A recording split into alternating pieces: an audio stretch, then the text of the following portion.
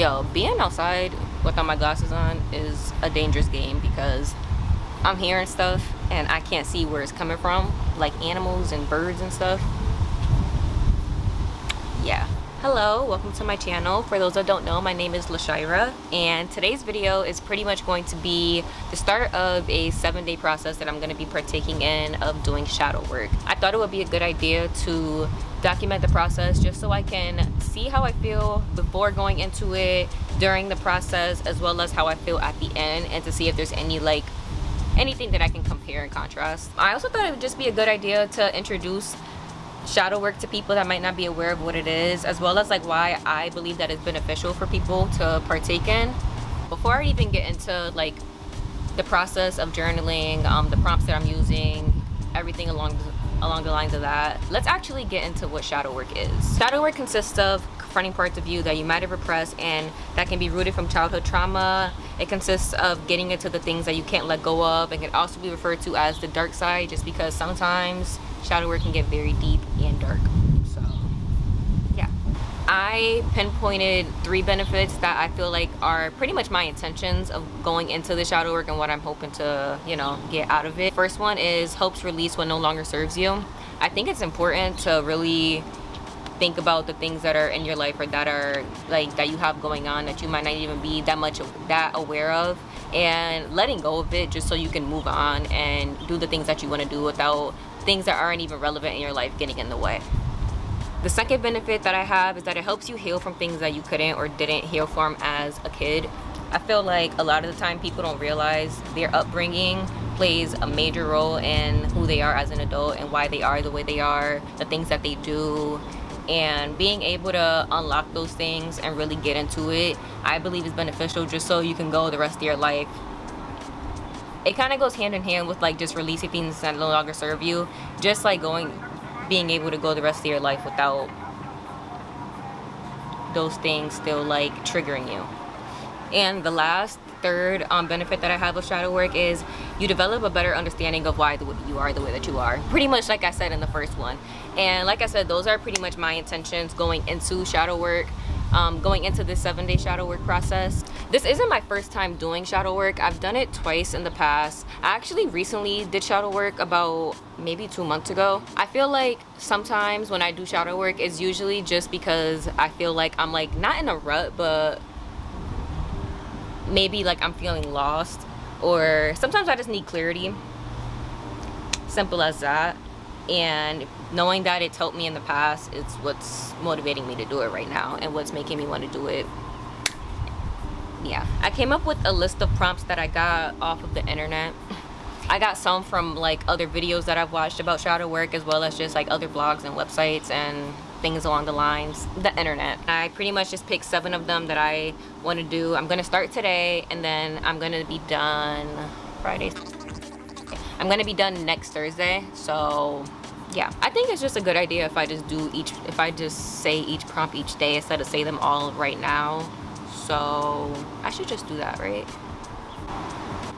Yeah, so let's get into the first prompt. The first prompt that I'm actually gonna do right now is, how do you comfort yourself in times of emotional distress? How do you feel about your coping mechanisms, and are they similar to how you were comforted as a child?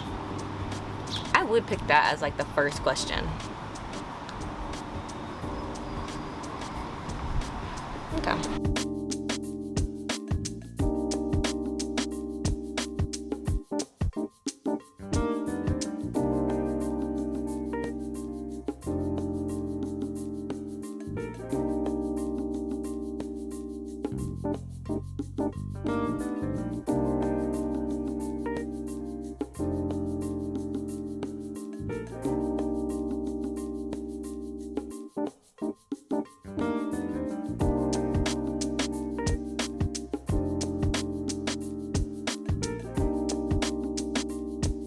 So I just finished the first prompt, and honestly, as far as emotions go, I don't really feel any kind of way, but I do realize that I had to really think about the part of the question that asks how do I feel, or are my coping mechanisms for like the way that I comfort myself during times of emotional distress, are they similar to how I was comforted as a child? Just a disclaimer, I'm not gonna share each and every answer throughout this journey, just because I feel like sometimes the answers can get very deep and personal, and that's just something I don't really think I want to share. Obviously, like, certain things I would share, but if I feel like I'm not comfortable sharing it, then I am not going to. So my answer to the first prompt was, in times of emotional distress, I try to keep myself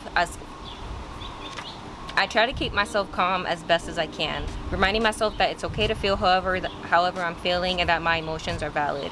In the moment, I might not even know why I feel the way that I do. So sitting back and I can't read my own handwriting. Sitting back and figuring that out helps. I would reassure myself of things that I may forget in the moment. Breathing, meditating, journaling, and movement is also sometimes beneficial. These things aren't always easy though, because depending on the emotion, it can be very easy for me to dwell on them. I try not to be hard on myself about it, because I'm allowed to feel how I feel and let it out if need be.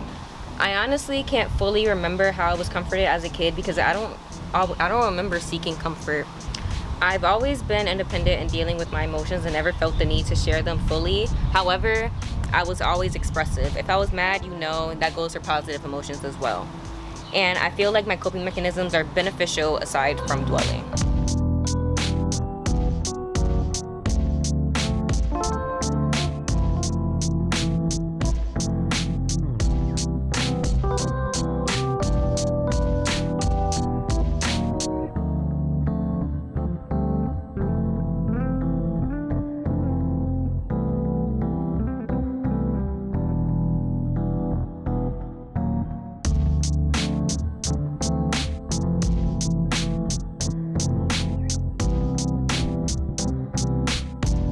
Me 10 years ago, a lot was going on. These are things that I've uncovered already, like, throughout life and as I got older, but sitting and writing to, like, myself at that particular age, I want to say it was nostalgic to an extent. I'm only saying it was nostalgic because I started thinking about I was thinking about the good and the bad. One of the things that I said that I would do before I even say anything to myself 10 years ago is just give her a hug, because I feel like that's all that girl needed. So yeah. See you tomorrow.